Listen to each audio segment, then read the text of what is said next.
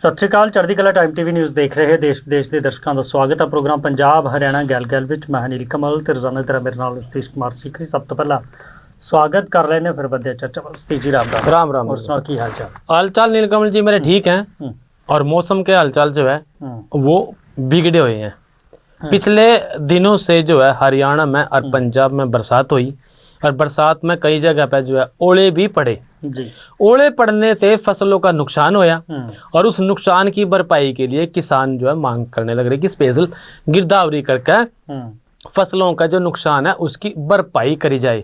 और पंजाब के सीएम भगवंत मान ने भी ये बात कही भी स्पेशल गिरदावरी जो है इसकी होक है और जो है वो भरपाई उसकी करी जाएगी जिस तरीके की जो नियम एंड रूल एंड रेगुलेशन है।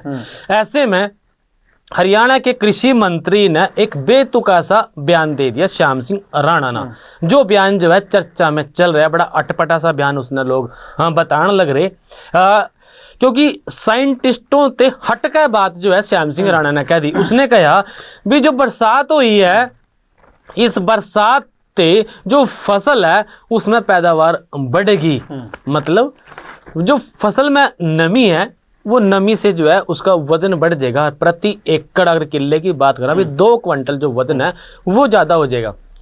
दूसरी तरफ जो साइंटिस्ट हैं वो इस बात ना कहने लग रहा है अभी पकी हुई फसल पर अगर बरसात हो जाती है तो नुकसान होता है, नुकसान की संभावना है।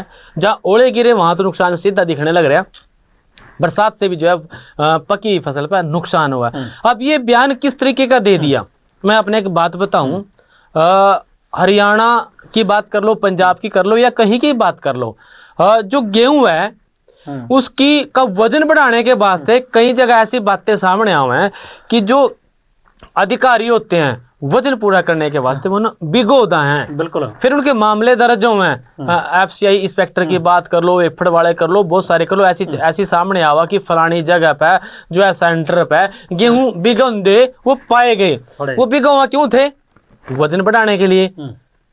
अगर ऐसे उत्पादन बढ़ता है तो फिर उन पर एफआईआर क्यों दर्ज होती है? क्योंकि इस तरह से गेहूं की क्वालिटी जो है खराब हुआ। जब क्वालिटी खराब हुआ तो सीधा सीधा ये कह सका कि फसल का नुकसान होने लग रहा। और ऐसे में कृषि मंत्री ने ये कह दिया कि जो है फसल का जो है फायदा हुआ। और इस बात को लेकर जो है ये बड़ी चर्चा चल रही क्योंकि जो विपक्ष है वो भी स्पेशल गिरदावरी करवाए का मांग कर रहा कि जो है किसानों को नुकसान का वो फायदा जो है वो दिया जाए। तो इस से जो है प्रदेश में जो सियासी भूचाल है वो आना तय मानने जाने लग रहा। क्योंकि ऐसी अटपटी सी बात कर जब शिक्षा मंत्री है कोई और वो शिक्षा से हटके ऐसी बात कर देगा तो चर्चा में आ जाएगा। किसान कृषि मंत्री है उसने ऐसी बात कर दी तो चर्चा में आ जाएगा। बल्कि लोग यहाँ तक कह देंगे भाई ऐसा कृषि मंत्री है राज्य का जिसको इस बात की जानकारी नहीं है भी किस तरह से फायदा होता है और किस तरह से नुकसान होता है। ये बातें जो है चर्चा में चल रही है क्योंकि स्पेशल गिरदावरी की मांग जो है विपक्ष करने लग रहा। और ऐसे में जो है कृषि मंत्री ने फायदा पहुंचने की बात कह दी क्योंकि हरियाणा में 16% से अधिक जो बरसात हुई थी और ओले के कारण जो है 361 गांवों में जो फसल है वो खराब हुई थी। हालांकि सरकार ने अभी तक स्पेशल गिरदावरी के जो आदेश है वो दिए नहीं है, जबकि विपक्ष जो है मांग करने लग रहा। करनाल में जो है इन्होंने ये बात कही कि ऐसे फसलों को नुकसान नहीं होता। तो क्या सरकार जो है वो स्पेशल गिरदावरी करवाने के मूड में नहीं है जो इस तरह से की बातें जो है वो करने लग रही। इस तरह से ही जो है उन्होंने अम्बाड़ा में भी इस तरह की ये बात कह दी, 2 जगह बात की तब जाके ये चर्चा में आ गई भी क्या सरकार जो है स्पेशल गिरदावरी करवाएगा किसानों को मुआवजा देने के मूड में नहीं है, जो इस तरह की बयानबाजी करके बेसमेंट जो है भूमि का तैयार करने लग रही। या फिर जो कृषि मंत्री है हरियाणा के उसको इस बात का ज्ञान ही नहीं है कि जो है ऐसे फसलों को नुकसान होता है या क्या होता है। ये बात हम नहीं कह रहे, ये बातें जो है साइंटिस्टों की है कि जो है ऐसे में जब पकी फसल पर नुकसान बरसात आती है तो नुकसान होता है। तो दोनों बातें अलग अलग होगी, एक पूर्व एक पश्चिम। बिल्कुल जो फसल पकन जा रही है तो पकन दी है क्योंकि 1 अप्रैल तो जो आप मनीए तो सरकारी खरीद जी है शुरू हो गई है। मंडियां च इंतजार किया जा रहा है कि फसल जी आवे। अक्सर अप्रैल के महीने जी सतीश जी वो कटाई जी है शुरू हो जाती है, सरकारी खरीद भी शुरू हो जाती है। तो अजिहे च बरसात के कारण जो फसल पकन वाली होवे उदों बरसात आवे तो वड्डा नुकसान जरूर होंदा है। तो यही कारण है कि जिहड़ा ये बयान इन्हां दा आया है कि फसलों नूं जिहड़ा हैगा इस बारिश के नाल फायदा होवेगा। ਉਹਨੂੰ ਲੈ ਕੇ ਜ਼रूर श्रुति चौधरी ने श्रुति चौधरी ने जो सिंचाई मंत्री है भारत की हरियाणा की, उन्होंने भी एक बयान दे दिया था। सीएम साहब तो शाम में गए थे और उस दिन जो है बरसात हुई जम के, उन्होंने अपनी जो रैली करी वो जो है वाटर प्रूफ मैं अपने साइड में अपनी बात रखी। ऐसे में श्रुति चौधरी ने कह दिया भाई जब सीएम साहब जब उन्होंने कह दिया कि जब सीएम साहब जब भिवानी आते हैं तो इंद्र देवता जरूर खुश हुए हैं, लेकिन ये बात भूल गई कि इंद्र देवता की खुशी कद जाए जो और कद जो है नुकसानदायक हुआ। तो वो भी जो है बयान बड़ी चर्चा में चला हरियाणा के मंत्री का, और अब हरियाणा के इस दूसरे मंत्री कृषि मंत्री का बयान भी खूब चर्चा में चल रहा है हरियाणा में। बिल्कुल इत्थे मंग तां कीती जा रही है पर गिरदावरी कदों करवाई जाएगी ਜਾਂ कोई आदेश दिता जा रहा है ਇਹਦੀ चर्चा नहीं हो रही, पर पंजाब ਦੇ ਵਿੱਚ ਜ਼ਰੂਰ ਇਸ ਗੱਲ ਦਾ सवाल उठिया है कि ਗੜੇਮਾਰੀ ਦੇ ਕਾਰਨ ਤੇ ਜਿਹੜੀ ਇਸ ਵਾਰ ਬਰਸਾਤ ਹੋਈ ਹੈ ਉਹਦੇ ਕਾਰਨ ਕਿਸਾਨਾਂ ਦਾ ਜਿਹੜਾ ਹੈਗਾ ਵੱਡਾ और नुकसान होया, जिसनों लैके सरकार ने जरूर स्पैशल गिरदावरी के आदेश दे दिते ने। हालांकि ये जरूर उन्होंने कहा कि इन्होंने दिनों जी बरसात होंगी है कई बार कुछ इलाकों ज़्यादा होंगी है, कई बार तो शहर का बन्ना रख के हो जाती है कि गवांढी के खेत च नुकसान नहीं होंदा तो दूजे गवांढी के खेत के नुकसान हो जाता है। इसनों लैके स्पैशल गिरदावरी जी है वो करवाई जा रही है, जबकि पंजाब हरियाणा के जोड़ा है यदि मंग की जा रही है तो यदा है वो इंतजार हाले वो किया जा रहा है। गल कर लेने धमकियां दी, धमकियां देने का सिलसिला जोड़ा है वो लगातार जारी है। अज जलंधर के भी जोड़ा है वो स्कूलों को उड़ाउण की धमकी दी गई, ये चंडीगढ़ के भी जोड़े ने वो धमकी जी है वो दी गई।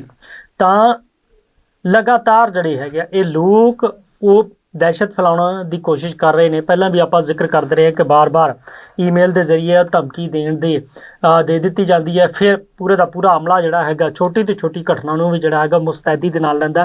ते दे नाल सतीश जी स्कूल जोड़े ने वो खाली भी करवा ले गए ने ते 3 बजे तक जी हैगी है नाल दी नाल वो एंट्री जी है वो नहीं होगी, खोजबीन जी हैगी है वो जी हैगी है वो की जा रही है। तो ये कहा जाए कि ये जोड़े लोग ने जोड़े शरारती अंसर ने वो हर बार धमकी दे देंगे ने पर निकलता कुछ नहीं। पर फिर भी सरकार का ये कहना है, पंजाब ये भी सवाल जो उठा सी बार बार धमकियां का, उन्होंने कहना है कि जे ये हाईटैक हो गए ने जोड़े टैक्नोलॉजी का इस्तेमाल कर रहे हैं, जोड़े दूसरे दहशतगर्द या दहशत फैलाने की जी कोशिश कर रहे हैं जोड़े अपराधी ने, तो फिर पुलिस भी लगातार उन्होंने ट्रैकिंग कर रही है, IP एड्रैस लभे जा रहे हैं या होर तरीक़े नाल इन्हों लभण की कोशिश कर रही है कि अजिहे किहड़े लोग ने जिहड़े कि इस तरह दियां दहशत फैला रहे हैं या इस तरह दियां जे कानून व्यवस्था नूं लैके घटनावां हो रही ने उन्होंने अंजाम दे रहे हैं। उन्होंने सीधे तौर पर भी चेतावनी दी है कि ये ना सोचण कि घटना करके वो बच गए या किते चल गए। पुलिस की ट्रैकिंग जी लगातार जारी हैगी है तो किसी नूं भी जिहड़ा हैगा वो बख्शा नहीं जाएगा। बिल्कुल अपराध और अपराधियों की अपना बात करी, इस बात से मेरे एक बात याद है कि कर्नाटक का एक ऐसा मामला सामने आया जिसमें आरोपियों को बचाने के वास्ते भाई वकील की और जमानत की और गवाहों की जरूरत होती है, जमानती की और शिनाख्ती की। ऐसे में एक ऐसा मामला सामने आया जहां करनाल में NDPS एक्ट के एक मामले में आरोपी को जमानत दिलाने के वास्ते फर्जी दस्तावेज लगाने का बड़ा मामला सामने आया। क्योंकि जो आदमी किसी को जो है वो जमानत करवाता है तो उसने अपनी फर्द वो जमा करानी होगा कोर्ट में, और वो जो है उस पर कर्जा नहीं होना चाहिए। लेकिन एक धंधा ऐसा चल रहा था कि वो जो है जिस जमीन पर लोन ले रखा था उसको फ्री ऑफ लोन दिखाकर कागजों में छेड़छाड़ करके और वो जो है जमानत कराया करा थे। भाई आप वकील के पास चले जाओ, किसी के पास जो बहुत सारे वकील ऐसे होते हैं जो सीधा सीधा कहता भाई जमानत हो जाएगी इतने पैसे लगेंगे, फिर सारे इंतजाम करता हूँ शिनाख्ती का भी करता और जमानती का भी करता, या फिर कई बार ऐसा हुआ उसको कहता जमानती और शिनाख्ती लेकर आ जाइए। लेकिन कोर्टों में तहसीलों में बहुत सारे लोग इस तरह के घूमते रहे हैं जिसका काम ही यही है वो बिचौले बन रहे, जिसका काम ही इस तरह का है वो जमानत करावा और जो है वो शिनाख्तें कर करके वो जो है जमानत कराता। ऐसा ही एक अलिफनामा भी उन्होंने पेश कराया, उसमें भी कोर्ट को गुमराह कर दिया। इस सारे के सारे मामले पर कोर्ट ने खुद संज्ञान लिया, संज्ञान लेकर जो है FIR करा दी करनाल के 13 सेक्टर की चौकी में। अब जो है मामले की छानबीन इसमें होएगी कि जमानती पहले भी जो है कई मामलों में वो शामिल था और उसकी जो है जमीन पे कर्जा भी था, जिस तरह की हमने बात करी। NDPS केस में एक आरोपी को जमानत मिली थी 28 मई 2024 से जुड़ा है ये मामला है। इसमें आरोपी एक रामप्रीत पुत्र अचेलाल निवासी गोरा बहराज का था, देवरिया उत्तर प्रदेश का। उसके खिलाफ जो है 4 किलो 800 ग्राम चरस का जो मामला था, यह केस अतिरिक्त सत्र न्यायाधीश रिटू की अदालत में विचाराधीन है। पंजाब और हरियाणा हाई कोर्ट ने बीती 12 फरवरी को आरोपी को जमानत देने का जो आदेश दिया था, उसके बाद ट्रायल कोर्ट ने 1 लाख रुपए के मंचूले के पे इतनी राशि की जमानत की शर्त पर उसको जो है रिहा वो कर दिया। 19 फरवरी को आरोपी की ओर से जमानत बॉन्ड जो है वो पेश करे गए। इसमें गांव गगसीना के रहने वाले एक सुरेश कुमार को जमानती के रूप में अपने दस्तावेज लगाए। पहचानकर्ता के तौर पर गांधीनगर के एडवोकेट जितेंद्र धवन पुत्र श्याम सुंदर सामने आए और सुरेश सिंह ने कोर्ट में हल्फनामे का दावा किया कि उसमें ये कहा कि जमानत जो है किसी की जमानत नहीं दी उस आदमी ने, और उसकी जमीन पे कोई जो है कर्ज वो बोझ है नहीं। बिल्कुल।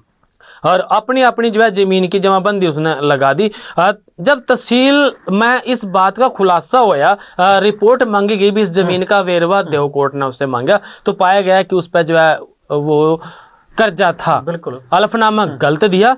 तो ऐसे ही तो एक मामला सामने आएगा, लेकिन आप कोर्ट में देखो इस तरह के बहुत सारे मामले, बहुत सारे लोग तड़की जो है दौड़ा पजामा कुर्ता पहना और कोर्ट में पहुंच जाए और दिन में अपनी दिहाड़ी बनावे और घर आ जाए। उनका काम ही यही है। फिलहाल तो एक पकड़ा गया। बिल्कुल, उन्होंने काम ही यही है। कईयां दे गवाहियां देने का काम रखा होया, कईयां ने हर दूसरी तीसरी कोर्ट चोर नजर आ जाते हैं। कई बार जमानती जड़े ने वो दूजी तीजी कोर्ट दे विच कितने तो नंबरदार तहसील में तड़की पहुंच जाए दौड़ा पजामा कुर्ता पहन का और किसी पे साइन करने के वहाँ 100 मांग रहे थे, किसी पे 200 मांग रहे थे। आजकल सरकार ने सहूलियतें दूसरे तरीके की भी दे दी जो है, लेकिन मामले ये जो है वो चले हुए हैं। जी बिल्कुल। NDPS ਦਾ ਜ਼ਿਕਰ ਕੀਤਾ ਤੁਸੀਂ ਤਾਂ ਪੰਜਾਬ ਦੇ ਵਿੱਚ ਵੀ ਵੱਡੇ ਜੇ ਕਾਰਵਾਈ ਦੀ ਗੱਲ ਕਰੀਏ ਤਾਂ ਬੀਤੀ ਕੱਲ ਹੀ ਮੁੱਖ ਮੰਤਰੀ ਪੰਜਾਬ ਦੇ ਜਿਹੜੇ ਨੇ ਉਹਨਾਂ ਨੇ ਬਠਿੰਡਾ ਦਾ ਥਾਣਾ ਸੀ ਜਿਹੜਾ ਉਹ ਤੇ ਜਿਹੜੇ ਸਾਰੇ ਦੇ ਸਾਰੇ ਅਧਿਕਾਰੀ ਜਿਹੜੇ ਨੇ ਉਹ ਤਬਦੀਲ ਕਰ ਦਿੱਤੇ। ਪਿੰਡ ਦੇ ਸਰਪੰਚ ਵੱਲੋਂ ਇਹ ਸ਼ਿਕਾਇਤ ਕੀਤੀ ਗਈ ਸੀਗੀ ਕਿ ਜਿਹੜਾ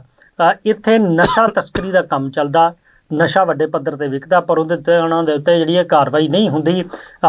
ਨਸ਼ਾ ਤਸਕਰ ਫੜ ਕੇ ਪਹਿਲਾਂ ਦਿੰਦੇ ਨੇ ਉਹ ਘਰ ਦੇ ਵਿੱਚ ਕਿ ਜਿਹੜੇ ਲੋਕ ਨਸ਼ਾ ਤਸਕਰਾਂ ਨੂੰ ਫੜਾਉਂਦੇ ਨੇ ਉਹ ਘਰ ਪਹੁੰਚਦੇ ਨਹੀਂ, ਜਦ ਕਿ ਨਸ਼ਾ ਤਸਕਰ ਜਾਂ ਨਸ਼ਾ ਕਰਨ ਵਾਲੇ ਪਹਿਲਾਂ ਘਰ ਜਿਹੜੇ ਨੇ ਉਹ ਪਹੁੰਚ ਜਾਂਦੇ ਨੇ। ਤੇ ਇਹ ਸਭ ਦੇ ਉੱਤੇ ਕਾਰਵਾਈ ਨਾ ਹੋਣ ਦੇ ਕਰਕੇ ਇਹ ਜਿਹੜੀ ਹੈ ਯੁੱਧ ਨਸ਼ੇ ਵਿਰੁੱਧ ਵੀ ਇੱਕ ਪਾਸੇ ਜਿਹੜਾ ਸਰਕਾਰ ਉਹ ਚਲਾ ਰਹੀ ਹੈ, ਕਾਰਵਾਈ ਕਰ ਰਹੀ ਹੈ। ਤੇ ਇੱਥੇ ਇਹ ਵੀ ਗੱਲ ਵੱਡੀ ਹੈਗੀ ਹੈ ਕਿ ਪੂਰੇ ਦਾ ਪੂਰੇ ਥਾਣਾ ਹੀ ਜਿਹੜਾ ਹੈਗਾ ਉਹਦੀ ਜਿਹੜੀ ਹੈਗੀ ਆ ਉਹ ਬਦਲੀ ਉਹ ਕਰ ਦਿੱਤੀ ਗਈ। ਇਹ ਵੀ ਜਿਹੜੀ ਹੈਗੀ ਉਹ ਚਰਚਾ ਇਸ ਵੇਲੇ ਜਿਹੜੀ ਹੈਗੀ ਆ ਉਹ ਬਣੀ ਹੋਈ ਹੈ। ਗੱਲ ਮਹਿੰਗਾਈ ਦੀ ਕਰ ਲਈ ਹੈ। ਬੀਤੇ ਦਿਨਾਂ ਤੋਂ ਸਿਲੰਡਰ ਦੀ ਕਿੱਲਤ ਜਿਹੜੀ ਹੈਗੀ ਆ ਉਹ ਚੱਲ ਰਹੀ ਹੈ। ਘਰੇਲੂ ਗੈਸ ਜ਼ਰੂਰ ਮਿਲ ਰਹੀ ਹੈ, ਪਰ ਵਪਾਰਕ ਗੈਸ ਸਿਲੰਡਰ ਦੇ ਵਿੱਚ ਜਿਹੜੀ ਕਮੀ ਦੇਖੀ ਗਈ ਸੀ, ਜਿਹੜੇ ਮੁਸ਼ਕਿਲ ਹੋ ਰਹੀ ਸੀ, ਪਰ ਉਹਦੇ ਨਾਲ ਨਾਲ ਵਪਾਰਕ ਗੈਸ ਸਿਲੰਡਰਾਂ ਦੇ ਰੇਟ ਵੀ ਜਿਹੜੇ ਨੇ ਉਹ ਵੱਧ ਗਏ ਨੇ। ਵਪਾਰਕ ਗੈਸ ਸਿਲੰਡਰਾਂ ਦੇ ਰੇਟ ਵਧਣ ਦੇ ਨਾਲ ਨਾਲ ਹੁਣ ਸਤੀਸ਼ ਜੀ ਜਿਹੜੇ ਸਟਰੀਟ ਫੂਡ ਜਿਹੜੇ ਕਿ ਸਿਲੰਡਰਾਂ ਦਾ ਇਸਤੇਮਾਲ ਕਰਦੇ ਨੇ, ਇਹਦੇ ਨਾਲ ਜਿਹੜੇ ਹੋਟਲਾਂ 'ਚ ਵਪਾਰਕ ਗੈਸ ਦਾ ਇਸਤੇਮਾਲ ਕਰਦੇ ਨੇ ਉਹਨਾਂ ਦੇ रेट हुण जड़े ने वो बढ़ गए हैं। नीलकमल जी, आप तो इसकी बात करने लग रहे। आप देखो मार्केट में धरातल की बात करो तो सारी चीजों के रेट जो है बड़े नजर आने लगे। आप ईंट भट्ठे पे चले जाओ, आपको जो है भट्ठे वाले ईंट का रेट महंगा बताएंगे।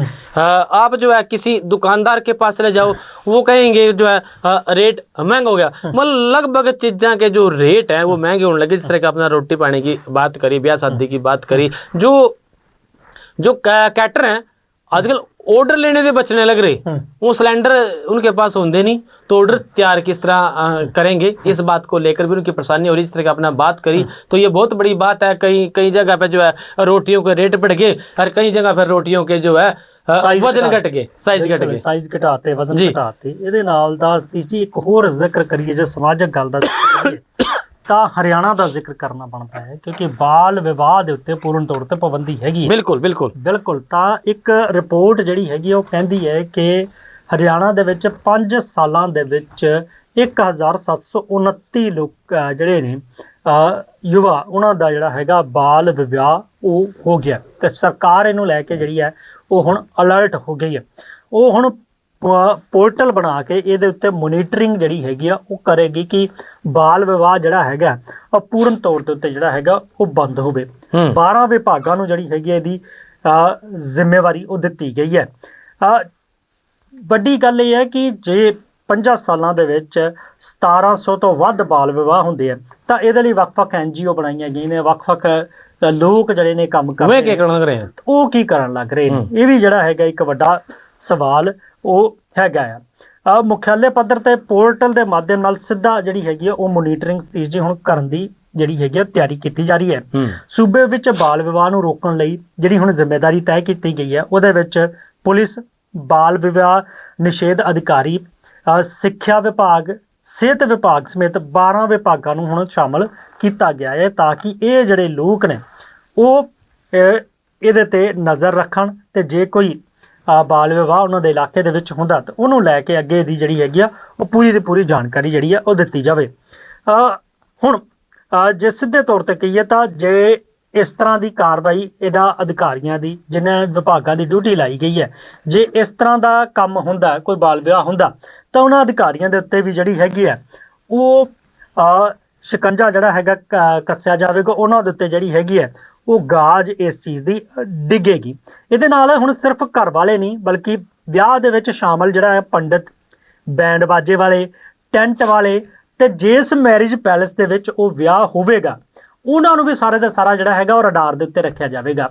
ਕਿਉਂਕਿ ਜੇ ਸਮਾਜ ਦੇ ਵਿੱਚ ਆਪਾਂ ਗੱਲ ਤਾਂ ਕਰਦੇ ਹਾਂ ਕਿ ਬਾਲ ਵਿਆਹ ਹੋ ਰਿਹਾ, ਸਿਰਫ ਤੇ ਸਿਰਫ ਉਹਨਾਂ ਦੀ ਜ਼ਿੰਮੇਵਾਰੀ ਨਹੀਂ, ਅਧਿਕਾਰੀਆਂ ਦੀ ਜਾਂ ਹੋਰਾਂ ਦੀ ਸਮਾਜਿਕ ਜ਼ਿੰਮੇਵਾਰੀ ਵੀ ਇਹ ਬਣ ਜਾਂਦੀ ਹੈ ਕਿ ਉਹਨਾਂ ਇਸ ਤਰ੍ਹਾਂ ਦੇ ਜਿਹੜੇ ਹੈਗੇ ਆ ਉਹ ਜੇ ਕਾਨੂੰਨ ਬਣਾਏ ਗਏ ਨੇ ਤਾਂ ਉਹਨਾਂ ਦਾ ਪਾਲਣ ਹੋਵੇ ਤੇ ਬਾਲ ਵਿਆਹ ਨਾ ਹੋਵੇ। ਤੇ ਇਸ ਕਰਕੇ ਜਿਹੜੀ ਹੈਗੀ ਉਹਨਾਂ ਦੀ ਜਵਾਬਦੇਹੀ ਵੀ ਜਿਹੜੀ ਹੈਗੀ ਹੈ ਉਹ ਹੁਣ ਤੈਅ ਕਰ ਦਿੱਤੀ ਗਈ ਹੈ। ਤੇ ਇਹਦੇ ਨਾਲ ਨਾਲ ਜੇਕਰ ਕੋਈ ਸ਼ੱਕੀ ਵਿਆਹ ਹੁੰਦਾ ਜਾਂ ਕਿਸੇ ਨੂੰ ਲੱਗਦਾ ਕਿ ਬਾਲ ਵਿਆਹ ਹੋ ਰਿਹਾ, ਉਹਦੀ ਸੂਚਨਾ ਵੀ ਹੁਣ ਜਿਹੜੀ ਹੈਗੀ ਪੋਰਟਲ ਤੇ ਉਹ ਦੇਣੀ ਹੋਵੇਗੀ ਤੇ ਜਾਣਕਾਰੀ ਤੇ ਛਪਾਈ ਤੇ ਕਾਨੂੰਨੀ ਕਾਰਵਾਈ ਇਹ ਜਿਹੜੀ ਪੱਕੀ ਹੈ। ਇਸ ਮਕਸਦ ਨੂੰ ਲੈ ਕੇ ਸਰਕਾਰ ਜਿਹੜੀ ਹੈਗੀ ਹੈ ਉਹ ਹੁਣ ਚੱਲ ਰਹੀ ਹੈ।